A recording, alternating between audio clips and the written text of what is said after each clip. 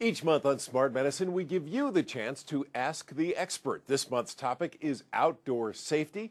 Our guest today is Dr. Sandra Randolph, the medical director for Baptist Minor Meds. And Dr. Randolph, thank you so much for joining us. Well, thank you for having me. Treat to have you here. We're going to talk about some heat-related illnesses now. What is the difference between heat exhaustion and heat stroke? Well, it's basically an extreme of one or the other. Usually heat exhaustion is the very beginning where patients are out in the heat, maybe at a baseball game, and they're starting to feel a little warm.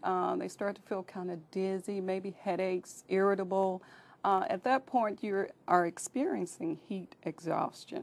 Okay, and so at that point, you need to get out of the heat and do something about it. Heat stroke is a lot more severe. That's when patients have been in the heat for a while. They're not only dizzy and headaches, but they may start to have some neurological problems where they start to maybe go into a coma or have seizures, things of that nature. The way to prevent it is to pretty much prepare yourself before going out into the heat. Patients need to drink plenty of water. Make sure you have water before you go out.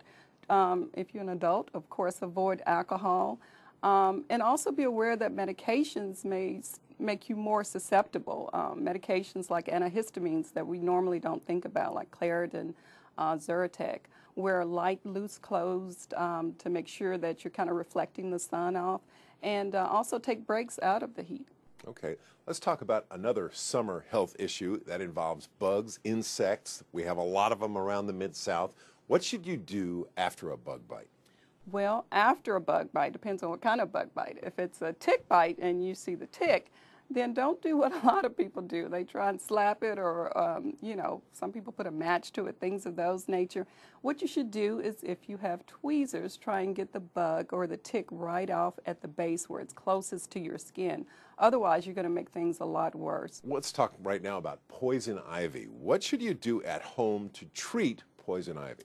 Well, people, normally you hear you should go and get some warm soapy water and wipe it off and everything, and that's pretty much a part of that is correct. One of the things you want to do, though, is first to use alcohol and actually wipe it off because the oil, it's an oil. So if you use soapy water, you may be spreading it up your arm and making things worse.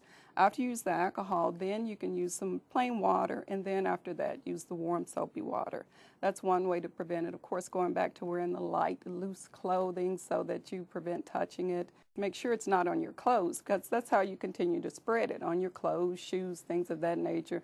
Maybe you go sit in the bed and so you're spreading it more. So make sure you wash everything. But if it's not getting better within 2 to 3 days and you're starting to get a red rash that's a lot red, maybe from itching and everything and scratching, and maybe a fever, then you need to come in and see us.